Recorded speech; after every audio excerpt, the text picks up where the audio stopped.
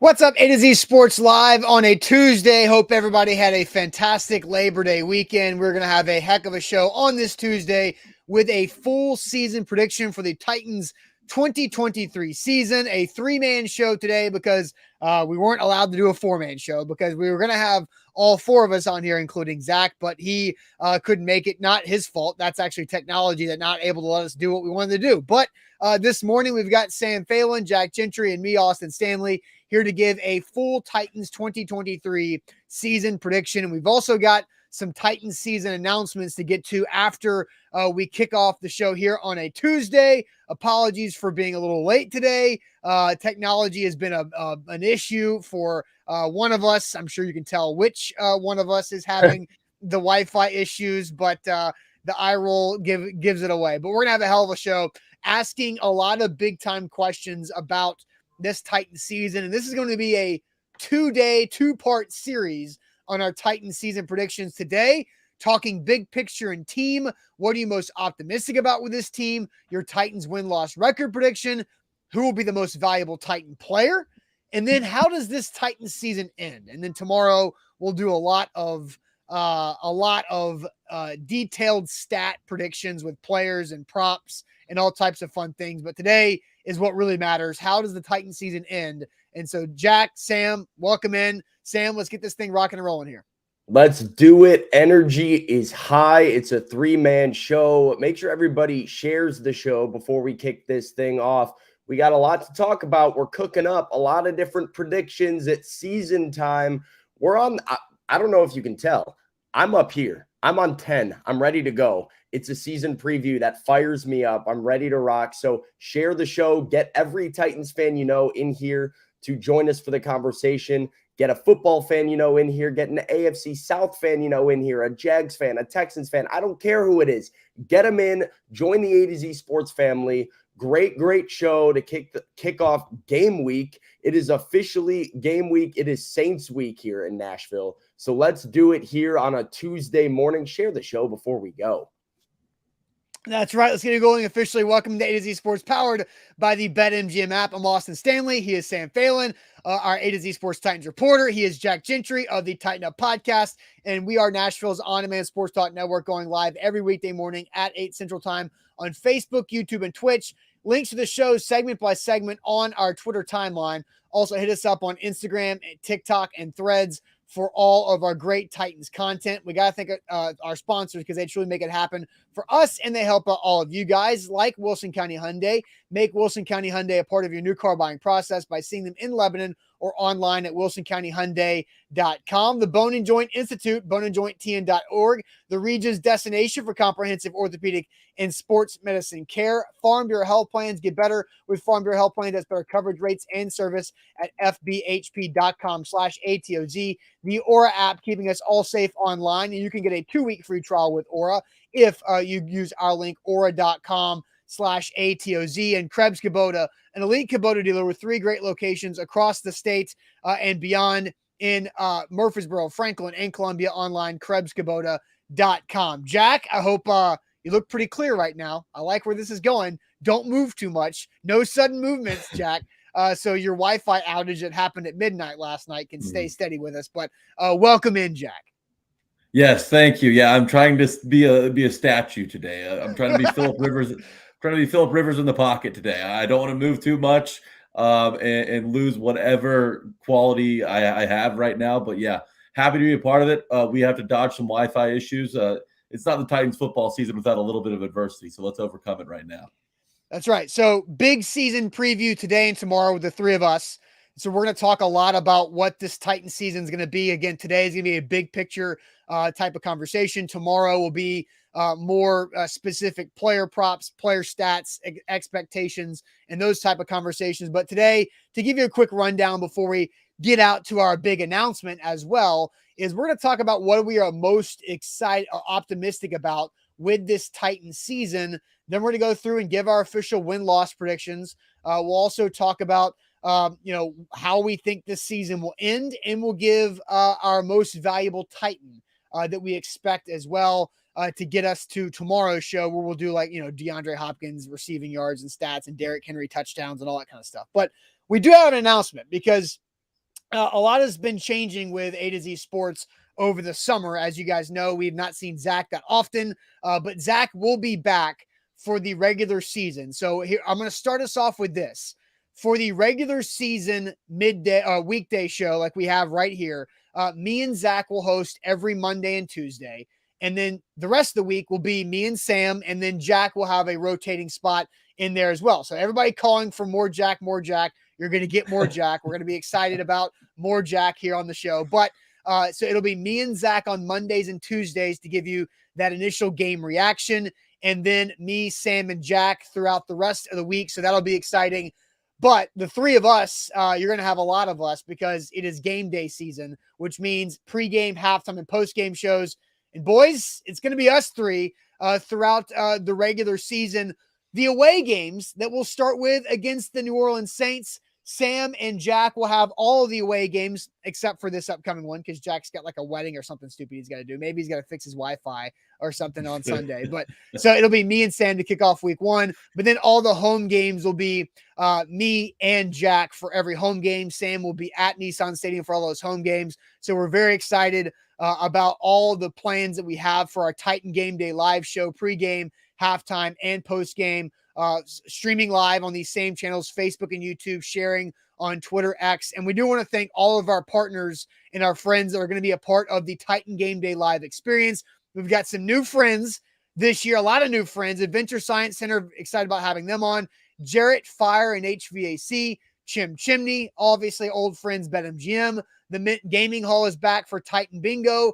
The law offices are Amanda J. Gentry and X Golf. So a lot of different fun things we're going to be doing with our Titan Game Day live. So Jack, I'll toss it to you because you're going to be on there the most of all these Titans game days. I know you love doing Titan Game Day live. Oh, I'm obsessed with it. It is my passion project. I can't wait to do this. I'm excited to be with all these Titans fans in the chat for the entirety of the season, as well as you guys. We're going to put together some awesome shows. Hopefully have a lot of highs to talk about this season. It's going to be a really fun year. There's a lot to talk about. Storylines are all over the place already. So it's going to be an awesome season. I'm glad to be with you guys. Glad to be with the chat. We're going to get some Titans fans in here. We're going to tear it up during the season. And I just can't wait to get going. And Sam, you've had a couple game day shows, but with you being at Nissan Stadium for the home games, being able to do the away games to get that live reaction, I'm sure you're pretty pumped up for what this is going to be.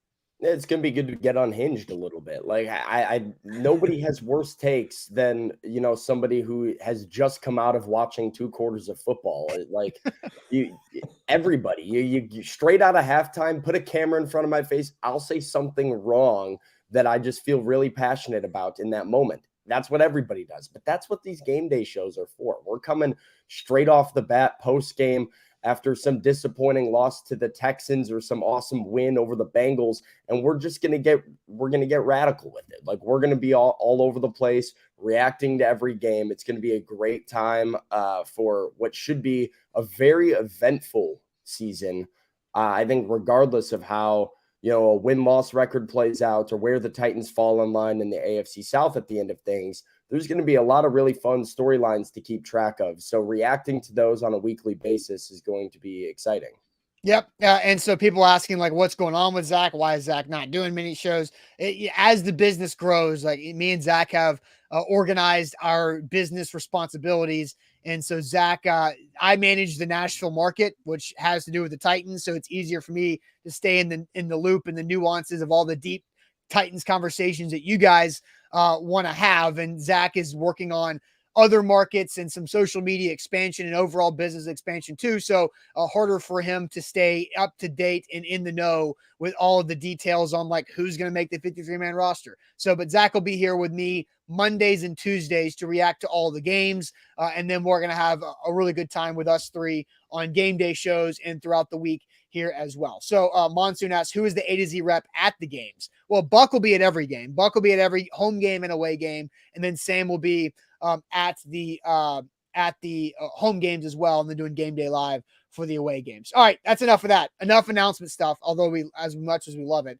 Let's get to our first conversation of the show because Kevin Byard, we're just going to go to KB, the mayor, and have him kick off what this season's like. Because, Sam, you were at the Titans press conference yesterday. The mayor of Murfreesboro giving us all a really good feel to start off this game week this season. Yeah, I just think the energy is just a little bit ramped up a little bit. Obviously, guys were able to get home, spend some time with family. But now I think the excitement level just raises up. Just everything that we're doing personally as a team, your routines is set. People are lifting a little bit more weights. People just doing a lot more because you obviously know that, it's game week. And I think everybody's excited and about to kick off this long journey to the Super Bowl. Good stuff, man. It kick off the long journey. I mean, every team's saying that right now, but it was, putting 31 in front of the media right before the first game week is good for morale. Like hearing Kevin Byard kind of give some big picture hype quotes like go to the Super Bowl maybe. Yeah. I'm so fired up. I'm so fired. It's not Kevin Byard's job to be reasonable. It's his job to set the bar as high as possible and the team to meet that expectation. So when he says Super Bowl, it's going to scare some people. It's going to make some Titans fans giggle a little bit. I don't know why. The Titans absolutely have a roster that's capable of contending for a Super Bowl. We'll see. But it's football. This is why you play the games.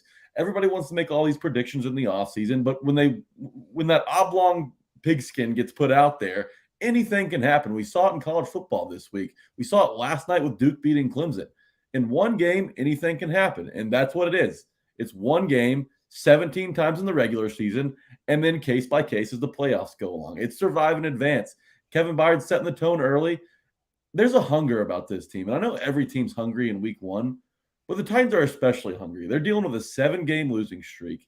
They need to get off the schneid immediately. They go on the road in a hostile environment week one. They should be excited. They should be fired up. There should be a chip on their shoulder. So I love what I heard from Kevin Byard, and I just hope the team can rally around him and meet those expectations that he has set. I think for a defensive guy like Kevin too, it's probably even more exciting for these, like some of these returning starters on the defensive side of the ball. Like Jack, you pointed out the 7-game losing streak. They went through a lot last season, especially for a defense that held up their end of the bargain for the most part and was not like helped by an offense really much at all for those last 2 months of the year. So to go through 7 straight losses, the worst losing streak in Kevin's career or in really anybody's career on this team, throughout high school, college, their start to the NFL, not too many of these guys have lost 7 games in a row, but to have the additions to the defensive side of the football, energetic additions like Arden Key and Azeez Al-Shire and Sean Murphy-Bunting, guys that you feel like will have an impact, to have this new unit together and now be looking down the barrel of a game week against New Orleans with new energy and fresh faces around you has to be a big breath of fresh air for Kevin and for everybody else on this defense that's looking to get the bad taste out of their mouth from last year.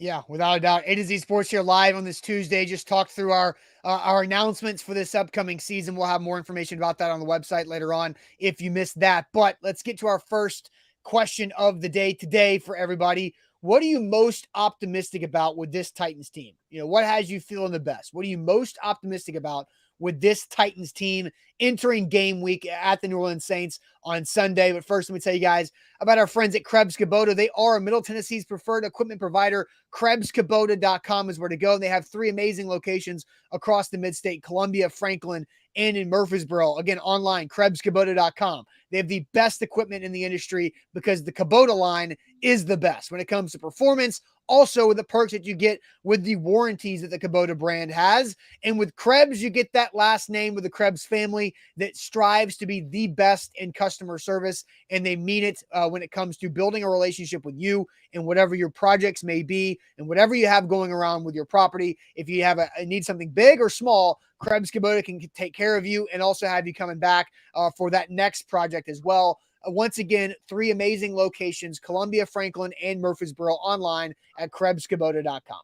Today's show is powered by BetMGM, and BetMGM is offering football fans a chance to win big. You can enter a free-to-play BetMGM Football Survivor Pool Challenge presented by Buffalo Wild Wings, where you choose any football team to win each week in the Survivor Pool. If you're the last player standing at the end of the season, you can win up to $100,000. That is 5 zeros, $100,000. So make sure to choose wisely on BetMGM. You pick a team and they cannot be used again for the remainder of the year. That's how a survivor pool works. So if you pick the Chiefs week 1, you can't use the Chiefs at all for the rest of the year, but you only get one strike. So you have to be very careful. Pick a team that you feel good is going to win. It's what Jack said, survive and advance. And if you're the last one standing, you can win up to $100,000. That's another reason why BetMGM is the sports book to go to this football season. It's betmgm.com and the BetMGM app. I put mine on the Ravens for week 1. I'm just going to go against the. I'm going to go on the Ravens against the Houston Texans. That is my strategy moving forward for the majority of that survivor pool. Listen, okay, you guys pick how you want to pick. I learned this last year. Don't wait too long to take the best teams in the NFL. Take the good teams early when you don't know who's bad yet. That would be my advice. Take the reliable ones early on so you can figure out who everybody is. There you go. Fade the Cardinals. Yeah, maybe don't do that one. All right. So here on this show, we asked the first question: what are you most optimistic about with this Titans team? I'm going to send it to you, Jack, to see what you think you are most optimistic about with this Titans team. And Sam, I'll have you go to the chat after Jack. Absolutely. So you look around the AFC landscape, and what's one position that just about every single contender has locked down and feels great about? The quarterback position. Aaron Rodgers came over to the New York Jets. Russell Wilson just came over to the Denver Broncos the year before. And, we've seen a lot of movement at quarterback, a lot of the contending teams. You've got Buffalo. You've got Kansas City, Jacksonville, Trevor Lawrence, Los Angeles Chargers have Justin Herbert. Everyone's got a great quarterback. The Titans don't have that. They got to make up some ground somewhere else. So what did they invest in this offseason? Their pass rush.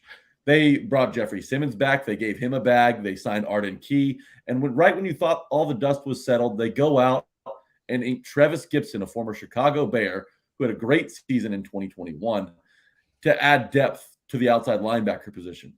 So you can make up for not having an elite offense by having an awesome pass rush. And we saw the Eagles, who had one of the best pass rushes in NFL history last year, make a Super Bowl run out of nowhere. It's something that I'm very excited about. And while a bunch of these quarterbacks feel like they're going to be comfortable with their weapons and their cozy offensive line, the Titans have an opportunity to really get up in their face, block some passes, make the quarterback feel their presence. And I think that's what they're going to do this season. So if I had to pick one area where I'm really excited about, it's the pass rush, simply because that's where the Titans can make up the most ground. And look, you may have questions in the secondary. What's going to help that? A good pass rush, making the quarterback make a quick decision early, make a wrong read, and force a mistake where Kevin Byard, Christian Fulton, Sean Murphy-Bunting, whoever's back there, Amani Hooker, can make them pay for it. So this pass rush is the bright spot that I'm looking forward to this season the most. All right, Sam, what's the chat saying? What are people most optimistic about with this Titans team? Mars optimistic about the passing game. Eric's about the defensive line. Balthazar's the defensive line. We've got the defense from Guy, the secondary from Jody, the D-line from Chris, defense from Darius, John defense, Billy defense, Johnny's on the defensive line, the passing game from Maven, defense from Rooney, defense from Brandon, defense from Teddy, the play calling from Jabu believing in Tim Kelly, buying those Tim Kelly shares early on. We got the passing game from Steven, the defense from Scott, the three-headed monster attack with Henry, Hopkins, and Tannehill from Stephen King, Hopkins from Logan, the defense from Brazzy B, the front seven from Jared Hicks, receivers, interestingly enough, from Ryan, the run game from Michael, the defense. A lot of the defense. People love this D, the new offensive coordinator from Ryan, the improved offense from Deborah. Surprised to see a couple people saying the passing attack, which has been a weakness, but I guess the receiving room helps that. Austin, I am the most optimistic about the man with the headset on, Mike Vrabel, and the coaching. I think the Titans stay in every football game because of their coaching, because of Mike Vrabel. I think that continues this year. I look at a roster last year that frankly was a bad roster that went 7-3 before their injuries because of Mike Vrabel. I look at a team that almost beat Kansas City, that almost beat Cincinnati, that played tight games with Jacksonville, a couple tight games with Houston, and was right on the brink of going like 10-7 because of Mike Vrabel. So I head into 2023 optimistic about the head coach and the coaching staff that we have here in Nashville. Asad says he's had the same thought as you did. And I definitely think Vrabel is somebody to be optimistic about. I'm going to stick along those same lines and say a coach, but it's more in comparison. I am the most optimistic in the fact that Tim Kelly will be a significant upgrade at offensive coordinator to what the Titans had in the past. I just think Todd Downing might have been really good, and I said this a million times throughout his 2 seasons as being the offensive coordinator here in Nashville, that he might have been really, really good as a coach, Wednesday through Friday, of implementing the game plan and getting the players set up with what that installation needs to be.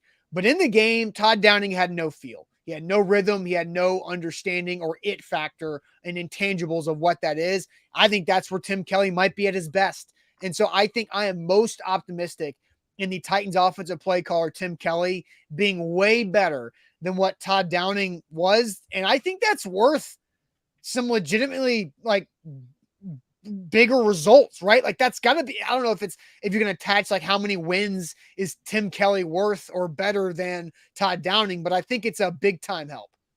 Yeah. I mean, if he is that significant improvement, it's definitely not nothing. Like that upgrade is pretty easy to overlook, I think, for people on a national or macro scale. Yeah. When you're starting to look at the NFL as a whole, what are the Tennessee Titans? You don't really dive into the weeds of where are they at as an offense with their offensive coordinator. But for those of us on the micro level and the Titans fans that we have watching this show and the people who pay attention to this team, how bad some of the decision-making Todd Downing had last year was.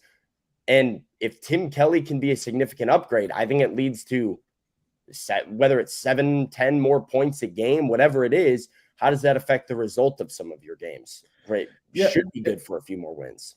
And the biggest thing that's going to help Tim Kelly out this year as opposed to what Downing had to work with last year, I think the Titans' supplementary options on offense are a lot better. Tajay Spears, there's a lot to be excited about in him, and we saw Chigakonkwo get unlocked towards the back end of last season. He's going to hit the ground running week 1. So there's a lot to be excited about with the play calling in general. We saw a lot of great stuff that Malik Willis was able to do in the preseason, although it wasn't perfect. But the designs and the route concepts, they looked professional.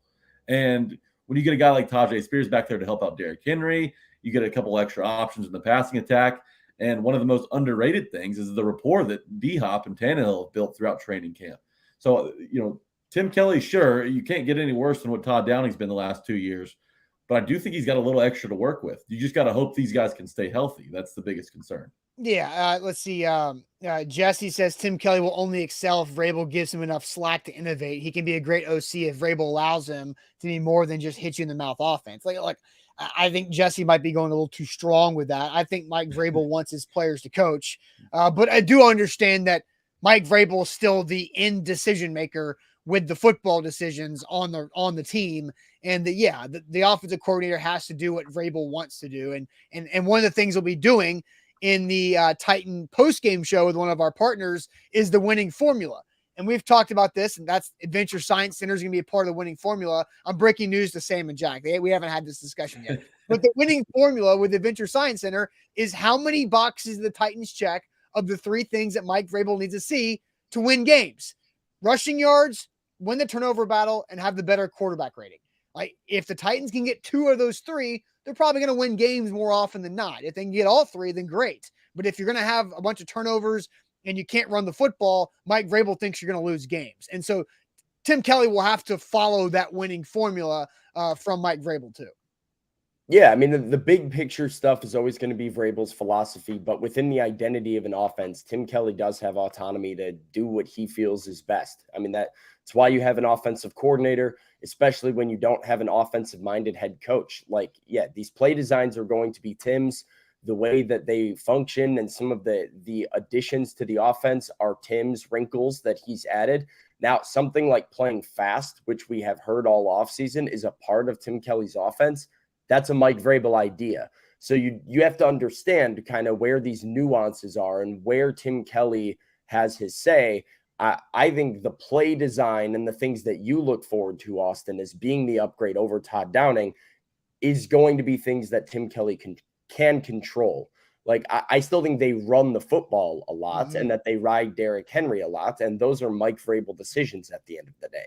But the question would be, how do you run the football? How do you package your offense in order to create space for Derrick? How do you use Tajay Spears to create space for Derrick? How do you use DeAndre Hopkins to create space for Derrick? And how Tim Kelly uses the weapons around him is ultimately up to him.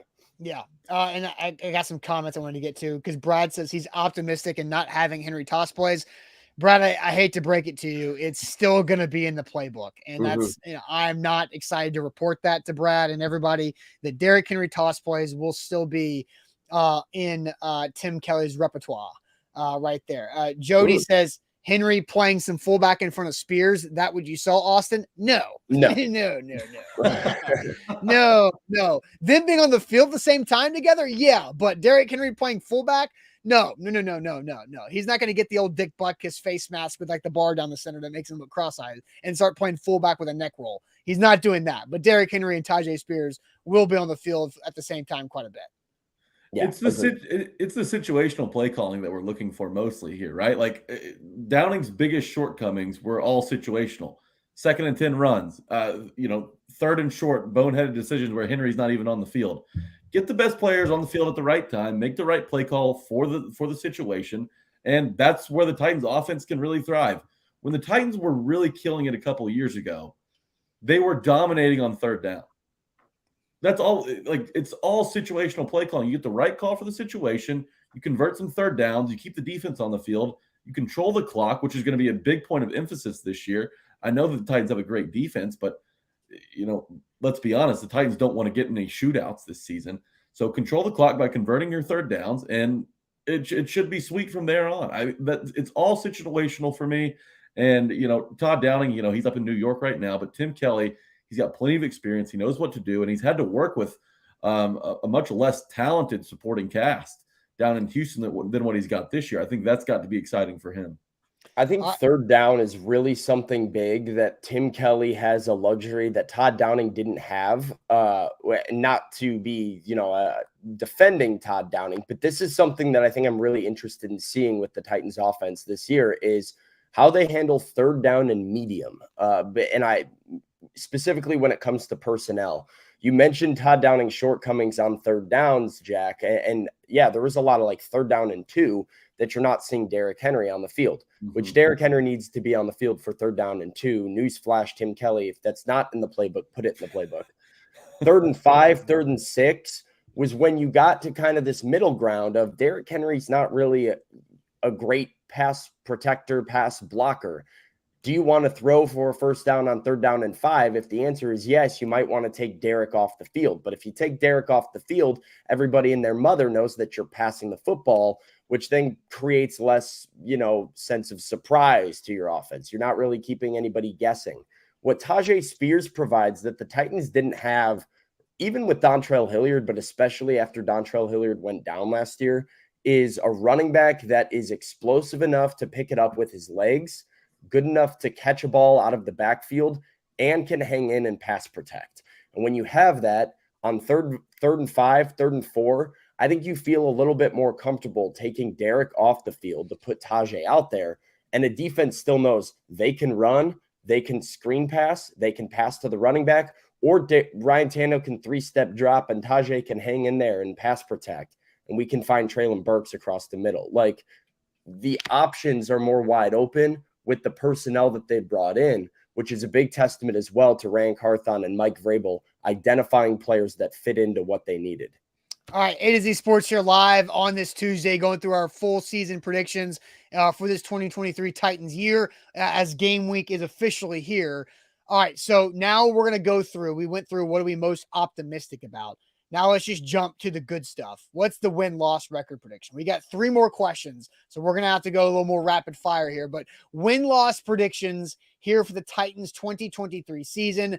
Get them going. Remember, 17 games. Got to do that 17-game math. You can't be doing 16-game math these days. But what is your official win-loss prediction for the Titans 2023 season. But first, Farm Bureau Health Plans can help you have a winning record when it comes to your benefits and what you got going on with your health plan, because they've been helping and winning with Tennesseans for now over 75 years and can help you out as well in whatever life stage you're in. Maybe you're a young professional. Maybe you're self-employed trying to catch that break as an entrepreneur. Maybe you've got a growing family rapidly and you're trying to figure out how to make sure that your family is protected with all the best health coverage you can possibly get. Maybe you're an empty nester and you're trying to figure out that later in life coverage. Farm Bureau Health Plans can do everything for you. And it's so easy to get started and so easy to get rolling. FBHP.com/ATOZ is where to get started with that website link. FBHP.com/ATOZ. You take a health assessment, it takes 20 or 30 minutes, and they start you off with a health plan that will probably save you money and have better coverage than what you currently have. So check them out online and across the state of Tennessee at FBHP.com/ATOZ. BetMGM is the sportsbook we're rocking with all football season. That's where to go, because BetMGM is offering football fans a chance to win big with a free-to-play BetMGM Football Survivor Pool Challenge presented by Buffalo Wild Wings. If you guys don't know how a Survivor Pool works, you start week 1, you pick any team in the NFL to win their game that week. If they win, you survive, you advance. You pick another team week 2. But once you pick a team, you cannot use them again for the rest of the season. So you have to make sure you're strategic and you're smart. If you're the last person standing in the pool, well, you can win up to $100,000. That's $100,000 with BetMGM. That's why we love BetMGM.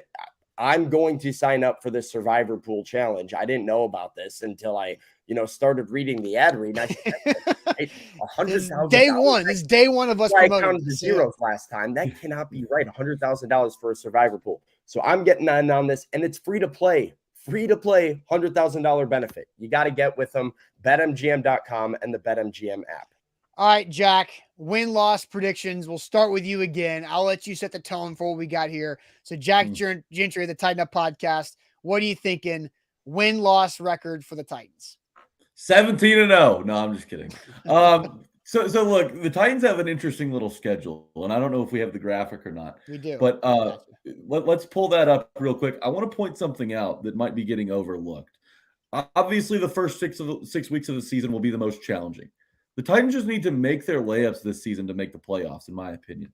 They've got 5 games, as the schedule holds right now. They've got 5 games against rookie quarterbacks. You got C.J. Stroud twice, you got Anthony Richardson twice, and then you have Bryce Young coming to town in week 12. That should be 5 wins right there. And I know that's the division. Things get a little tricky. We've seen the Titans lose to the Texans in the past, but that feels pretty good for 5 wins that you're just looking for right there. And then you got Kenny Pickett, got Baker Mayfield coming. So that's Desmond Ritter. 7, I think with Pickett and Desmond Ritter in Atlanta, couple second-year guys. Yeah. Skylar Thompson. Yeah, God knows if Tua is going to be out by week 14. Who's going to be on the bench by week 14? So you got Skylar Thompson on Monday Night Football. That'll be a fun one to circle. That's the early flex window. It could be out of there. Yeah. You got the 5 rookie quarterbacks, and then Pickett, Baker, and Desmond Ritter, who are, really in their first full season as their team starter. So that's a huge advantage the Titans have right there in 8 games. That's a huge number. And then you look to the first 6 games. These are huge. You've got to. I think you've really got to beat New Orleans week 1 to get started off on the right foot.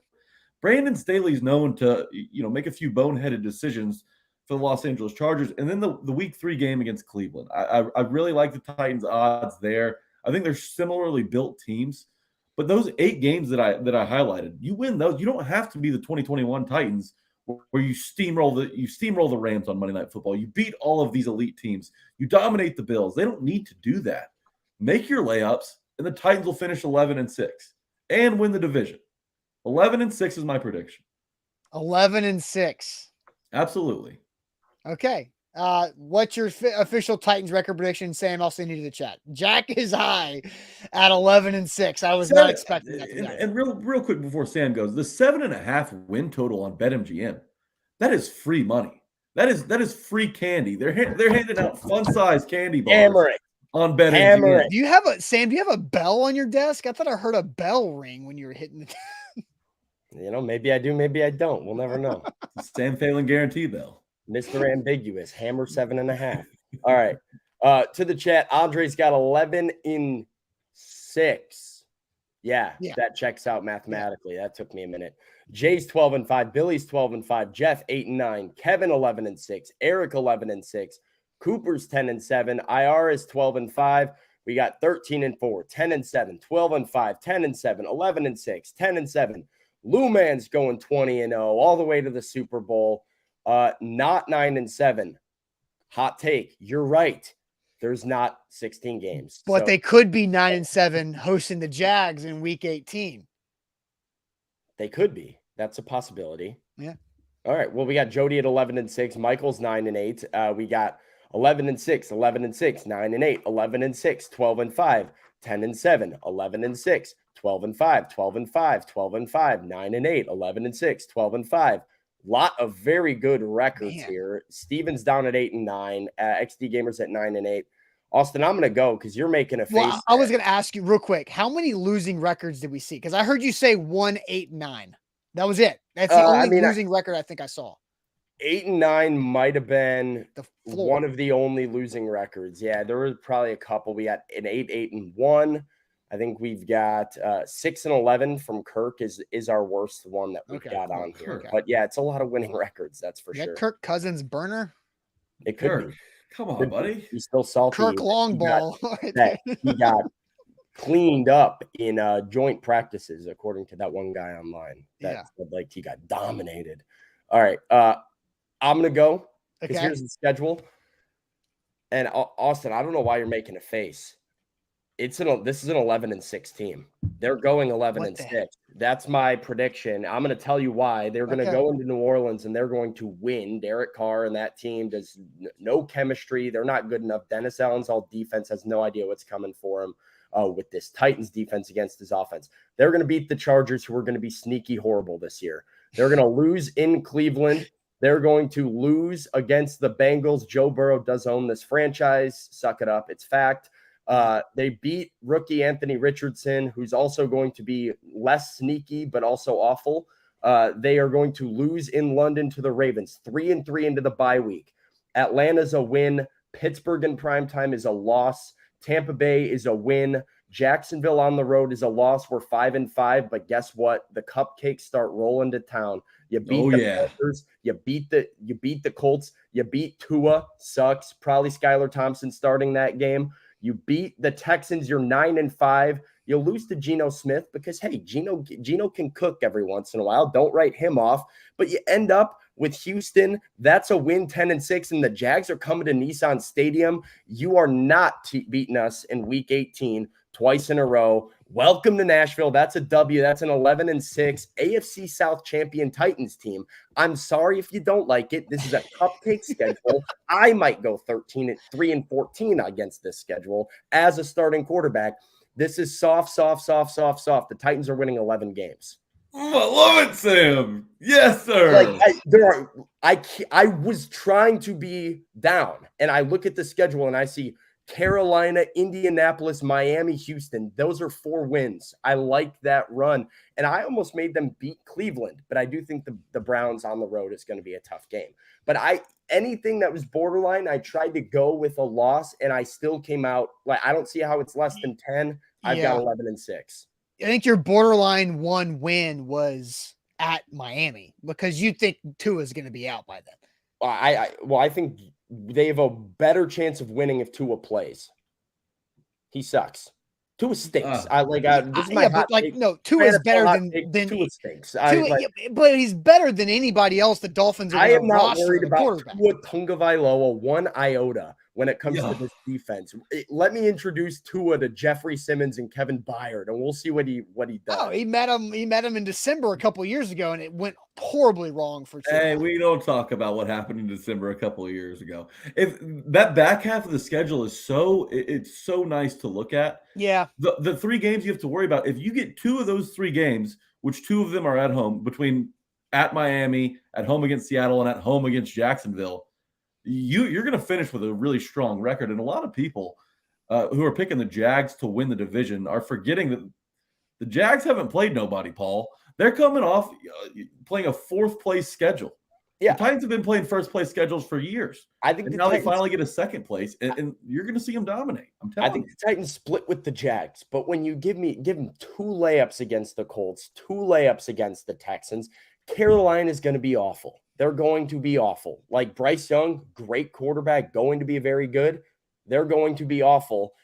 There's too many chalk it up W's, and what I said earlier about Mike Vrabel's ability to compete and stay in every game, I think there's a lot of these games that go either way that the Titans can steal. And if you hit your layups, like Jack said, it's hard for me to see less than 10 wins. Like, I don't think this is a Super Bowl contending team, and we'll talk big picture stuff afterwards. Yeah. But in the regular season, I think the Titans are built to win double-digit games. All right. So you guys are both 11-6. I will be flat out honest. I did not expect both of you guys to be 11-6. I thought maybe one of you would be high and the other would be a little medium.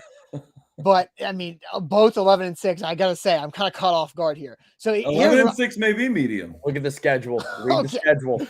Yeah. No, like the schedule is everything. I think the Titans have a very favorable schedule, but I do think the Titans are going to go 4-2 in the division. I think they're going to split with the Jags, like you're saying, Sam. I also think they're going to split with the Texans, just because that they typically do split with the Texans, and I think because they play them so close together in the back half of the year, there's going to be a weird game. There's always a weird game. I think at Carolina could be a weird game. I think the Titans at home against the Falcons on Halloween weekend, wearing the Oilers throwback jerseys on the last time that they tried to do something cute with that was the bell you were dinging over there. It was your text. It just happened at the ding when you hit the table. It was not a bell. That was actually, we're good. But I think the Falcons at home and the Oilers throwbacks could be a weird game Halloween weekend, right? Like, so I have the Titans going 9-8.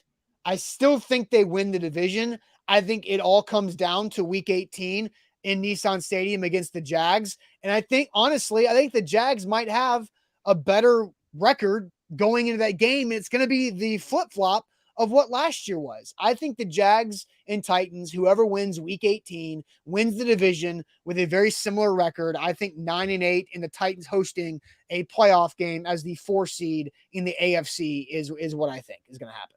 All right. Well, real quick. Andre says you better not jinx the Oilers uniform game. And we talked about this before the show, guys, but this game, week 8, coming off the bye week, Houston Oilers uniforms on their backs, those clean, sexy Oilers helmets on their domes with the Atlanta Falcons and Arthur Smith coming to town. You think Mike Vrabel's going to let Arthur Smith big brother him with an Oilers uniform on and him potentially rocking a cowboy hat? That is my lock of the year. The Titans are going to smash the Falcons at home. That's a lock. That is a morale game. That is a lock game.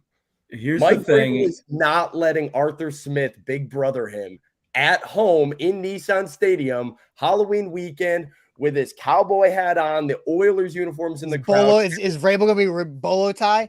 Aren't you, Sam, trying to work on something to get Titans players to convince Vrabel to have a mustache and a bolo tie for that game? Yeah, didn't we talk about that? Yeah, we're trying to get it to happen. But no, they're not losing to the Falcons. That team, John says Ritter, Sam is unhinged. Desmond Ritter. I feel like Sam's been drinking my Kool-Aid stash over here.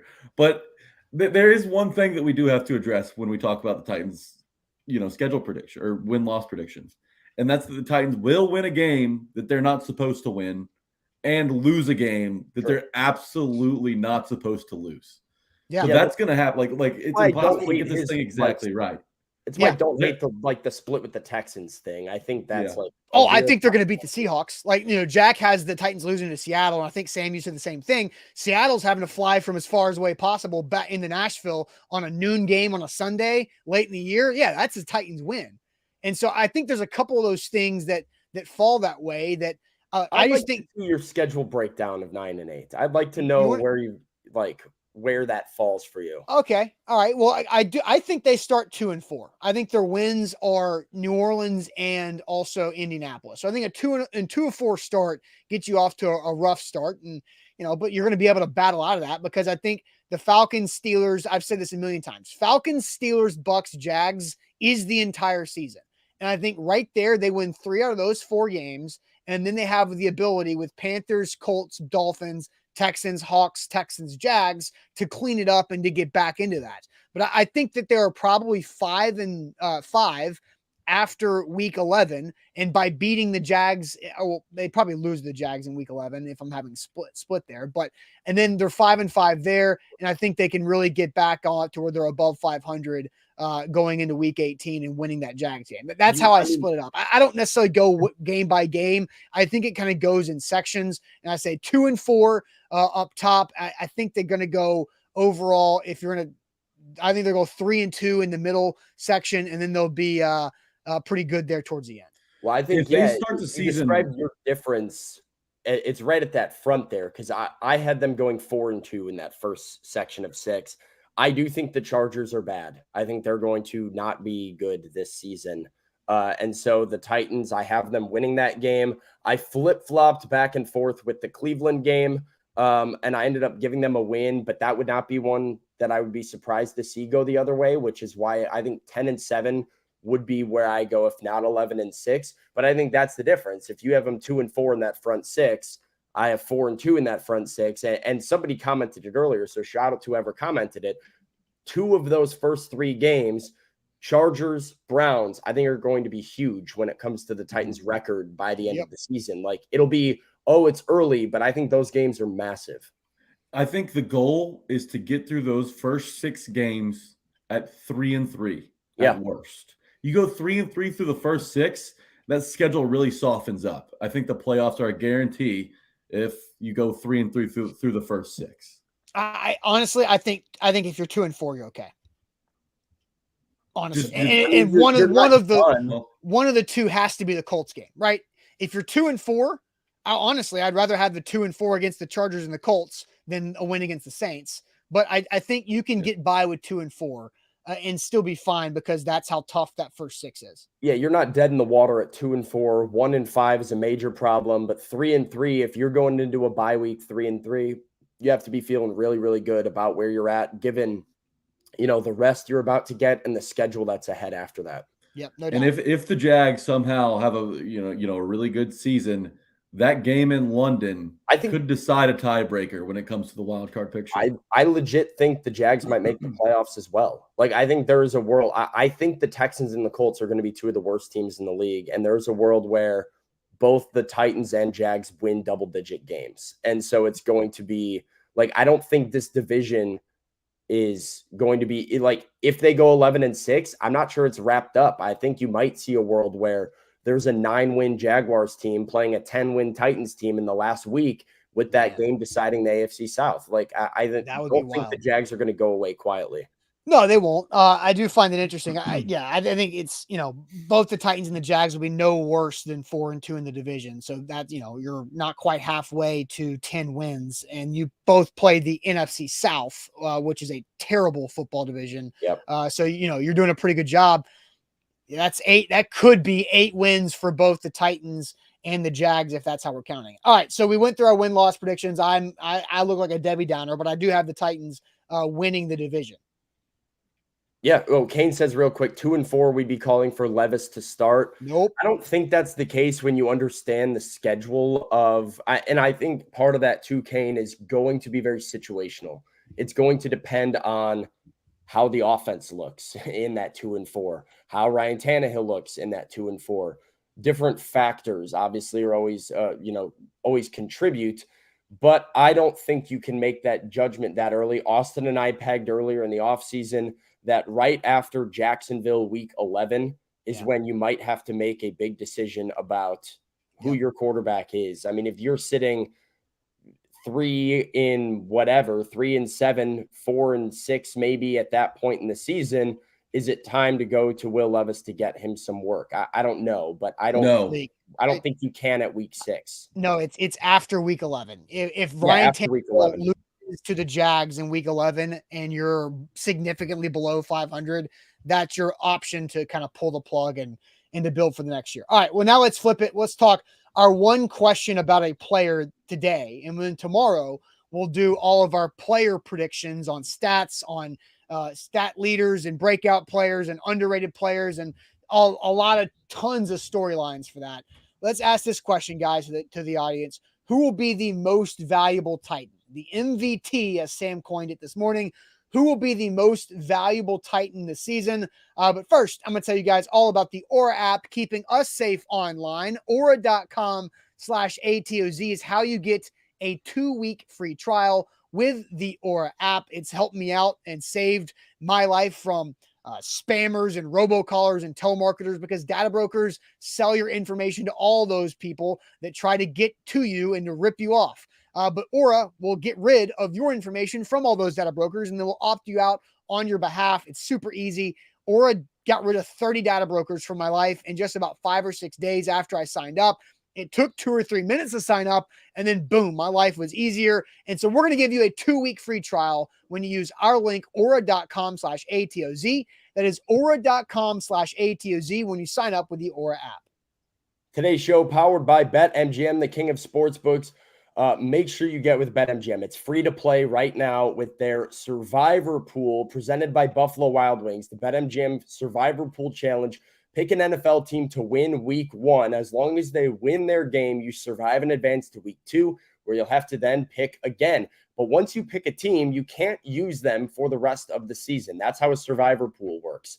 It's very, very interesting, very strategic, very fun to play along if you're looking to have a big opportunity to win big for free. Because if you're the last player standing, you can get up to $100,000 with BetMGM in a free-to-play Survivor Pool, so there's no reason not to do it. Just get with BetMGM, download the app, join the Survivor Pool at betmgm.com. All right, so who is the most valuable Titan this season? We'll keep our regular order. Jack, we'll let you go first. Saw a couple people in the chat with the same answer that I have. Kendall D and Jody Newell. I think you hit it right on the head. And you could go a ton of different directions here. But for me, it's Christian Fulton. This was a Titans pass defense that ranked last in the NFL last year, gave up plenty of big plays. And the quarterbacks that you're going to see in the playoffs are going to be able to beat you deep. So Christian Fulton, and when he's on the field, he looks good. He can cover that number 1 guy, but he's got to stay on the field. It's the soft tissue stuff with him. That's the most frustrating part about him. And when you see him in camp, there's every offseason, Christian Fulton looks great. He looks like he could take that next step this year. And then something happens during the season.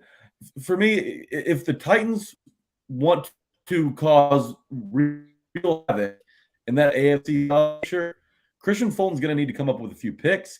He's going to need to lock down a few number 1s. I think he's capable of doing both of those things, but they've got to find a way to make life a little bit easier on Kevin Byard back there.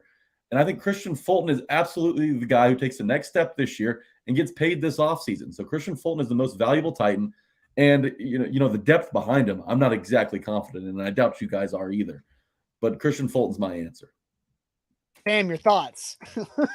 My thoughts are the Wi-Fi didn't seem to like that any more than I did.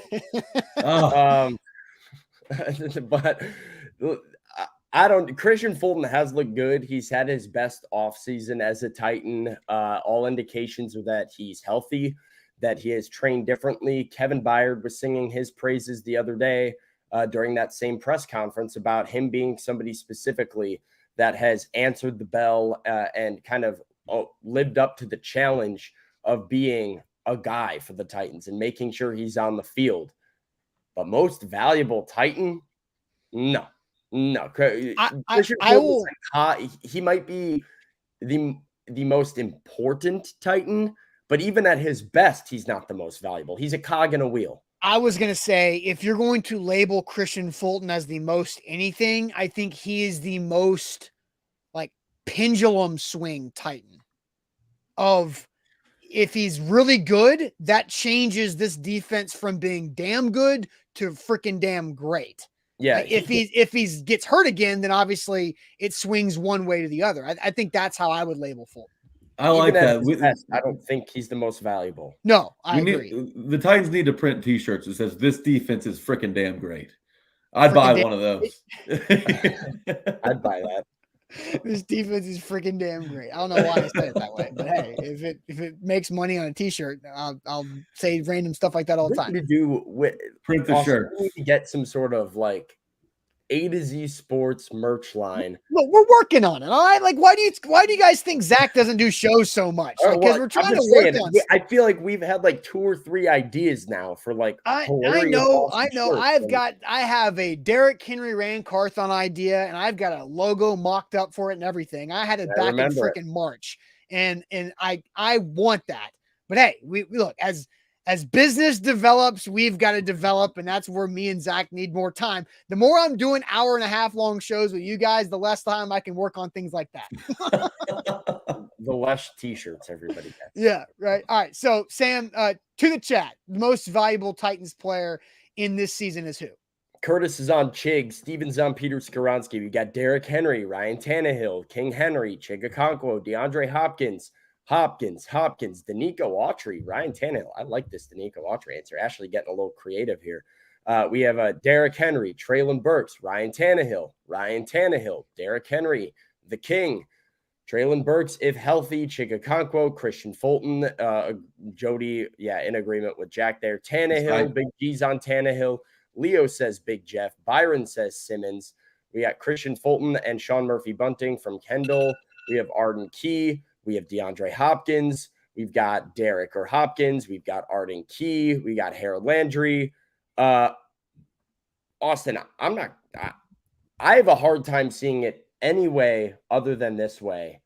The Titans' most valuable player, the MVP of 2023, is Jeffrey Simmons. Oh, no ifs, ands, or buts about it. He's the best defensive player on their team. I think he's the best player on their team. If you were drafting the Titans, which we did, you take Jeffrey Simmons number 1. If every GM in the NFL had an opportunity to draft, the Titans were a draft class, Big Jeff goes 1-1 every damn time. 16 sacks in 32 games. 14 approximate value each of the last 2 years while playing hurt, had an 81.2 PFF grade. That was number 1 on the team. Titans defense was number 1 against the run. Why? Jeffrey Simmons. Jeffrey Simmons is the heart and soul of their defense. He is their best defensive player. And even with a revolving door at linebacker and bad linebacker play for a lot of last year, and guys like Dylan Cole and Joe Schobert and Joe Jones swapping in, they're still number 1 against the run because Big Jeff is a menace. Big Jeff is a dog. He got $94 million, and some guys go and get paid and go, all right, well, I don't really have to work quite as hard. I got my bag. Jeffrey Simmons wants to live up and make Amy that much more thankful that she gave him the bag and be even better. I think double-digit sacks is on the table. I think a big season is in store for Jeffrey Simmons. He is their most valuable player without a doubt to me. I agree with everything you said, except for the fact that Jeffrey Simmons is the answer. Every part of the analysis about Jeffrey Simmons, yes. And the fact that we both would have taken him, first overall pick in that draft. Well, I need to remind you, that was a practice scrimmage. I would have taken Big Jeff in a practice scrimmage draft. But if we're talking about a football game draft, I'm taking the quarterback, Ryan Tannehill. And that's why Ryan Tannehill is the most valuable player. If Ryan Tannehill played against the Jacksonville Jaguars in Duval last January, the Titans would have won that game. They almost won the game. They were 2.5 minutes away from winning the game with Josh Dobbs. And so I think Ryan Tannehill is the most valuable player. I'm surprised I'm the only one of the 3 of us that picked him. He is going to be able to take the Titans to the playoffs as long as he is out there starting in all of the games, plus or minus 1. If he gets binged up or dinged up. Good Lord. There we go. Banged up, right? Dinged up for a game or 2. That's okay. But Ryan Tannehill is the most valuable player. He's what makes this offense be able to go off the top. He can take it to the next level. And the drop off from him to Levis and Willis is astronomical. And he makes everybody else better. Derrick Henry's better. The receivers are better. Tim Kelly's better with Ryan Tannehill. The defense is better when Ryan Tannehill can play. And that's what makes him the MVP. I understand that, and I like that, and I like kind of how you did. I like how valuable. I like how you kind of defined valuable because behind him is really what matters. What player could you take out of this Titans lineup and then not nearly be the same without? And Tannehill's the clear answer, obviously, because they don't have experienced depth at quarterback. That's why I went Fulton, because if you take him out, who do you plug and play there? Like Jeffrey Simmons is an elite talent in this league. The Titans have done a fantastic job on finding an interior defensive lineman up there. I think Obviously, they would skip a beat. I know. I think Jeffrey Simmons is probably the not. I can hear the Tannehill conversation. We're not having a conversation whether who's more valuable, Christian Fulton or Jeffrey Simmons. I'm not even. No. I think it's replacement level. If we're talking all about replacement level, the Titans have is replacement level. Huh? Jeffrey Simmons is elite. Christian Fulton's replacement level. Like, what is that? Like, I think I think the comment that Jack is making, and I get where you're going with it, is the Titans have way better depth behind Jeffrey Simmons than what they have behind Christian Fulton. And I think if you're going to rank players that have the biggest drop-offs behind them across the team, I think Tannehill, Jeff, and Fulton are probably in the top 5. For what? Of players who have the biggest drop-off at their position behind them. I think you're talking Tannehill, Jeff. I think you're talking about Henry. I think Byard and Fulton are right there, right? Like those 5 guys probably have the biggest drop-off of any one player at their position. Because even if you have Burks and D-Hop, and then, Chig's obviously a big thing too, and the offensive line just has nothing behind it. So that's just kind of, it is what it is. I get what Jack's saying there, but I do think Jeff is. I think I look at part of what you said too, Austin. I don't hate the Tannehill answer at all. Who makes everybody else better? I think everybody on that defensive line looks a lot better because they get to play with Jeffrey Simmons. The numbers that go on the rest of that defensive line. Harold Landry's a good player. Harold Landry had however many sacks. He had 12 sacks or whatever. 12 and a half a couple years ago. 12 and a half in 2021 because of Big Jeff. Danico Autry, I think, is also a very good player who gets a lot of sacks because of Big Jeff. DeMarcus Walker, I think, was really got his bag from the Bears because of sack numbers that were probably produced by Big Jeff wreaking havoc up front. So I think that is somebody who makes everybody on defense better around him. And the reason I put him ahead of Tannehill was I look at where they are in the league and what replacement level I think goes to what you have on the roster, but also what is the rest of the NFL. I think Tannehill is probably pretty close to like a replacement level quarterback, where if the Titans had Derek Carr, Kirk Cousins, or one of these like pretty average, above average QBs, they're the same team. There aren't many Jeffrey Simmons. I think there's one defensive tackle better than Jeffrey Simmons, and then it's him. So he's that guy in the NFL, and the production doesn't get better from that position, which is an elite, like premium position. All right, let's get to our final question of this big picture season preview. We'll have part 2 of our season preview shows tomorrow on Wednesday. We'll talk more specifics about some of these players. We kind of dove in there with the MVT, most valuable Titan conversation. But how does this Titans season end? Is it missing the playoffs, make the playoffs? What round does it end? Is it all the way to the Super Bowl, like Kevin Byard said to start this show? But how does this Titans season end? But first, Sam, tell us all about the Bone and Joint Institute.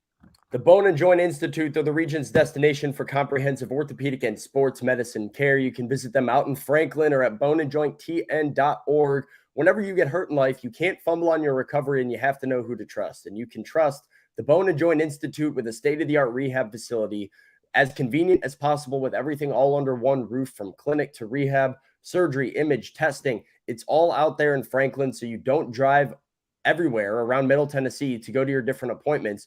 Just go and see them out in Franklin to get good, reliable care from knowledgeable doctors to help in your recovery as quickly as possible. Schedule an appointment at boneandjointtn.org.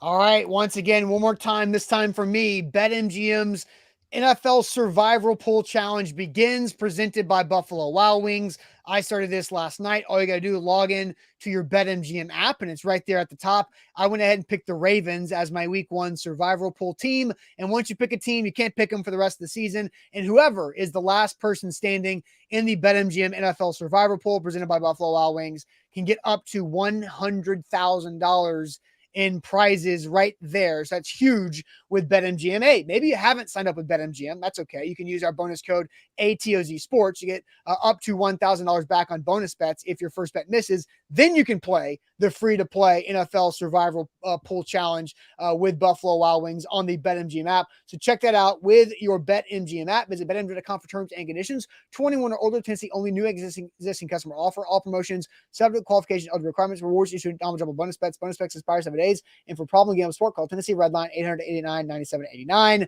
All right, Jack, how does this Titans season end? What do you think? They're going to win a playoff game, and then they're going to lose a playoff game. Okay. I do think that they win a playoff game this season, and Titans fans understand this, and the national media doesn't. But the Titans' best seasons come when nobody expects anything out of them. The Titans have been lost in the shuffle this offseason. Everyone's on the Jags, just like they were on the Colts the past few years. The Titans are finally in a spot where they can sneak up on some people. And I do think that Mike Vrabel has some respect around the league, and head coaches won't let that happen. But I do think the Titans are a surprise team. I do think that they exceed that 7.5 win total. And I do think that Tannehill changes the narrative by winning a playoff game with his arm this season. He's capable of doing it. The Bengals game had left a bad taste in everyone's mouth, no more than Tannehill. Tannehill feels the worst about that, obviously. We heard the toll it took on him in that offseason. But I think he gets back on the right track, and I think he gives Rand Carthon and Mike Vrabel a really tough decision this offseason on whether or not to move off of him. Wow. Jack, Okay. Mr. Positive, Mr. Ryan Tannehill, Mr. Christian Fulton. I think that there's a shot. I think there's a shot. Ryan Tannehill's capable. Opponent projection, like I got really weirdly specific with mine. Oh, great. Sure, what does the NFL script say, Sam? They sent Sam's me the script. They sent me the script. I have it, so I'll share it. Let me go to the chat first and see what they think, and then I can tell them the actual answer. Andre says AFC Championship game. So does Pistol Ramsey. Lose to the Chiefs in the divisional round from John.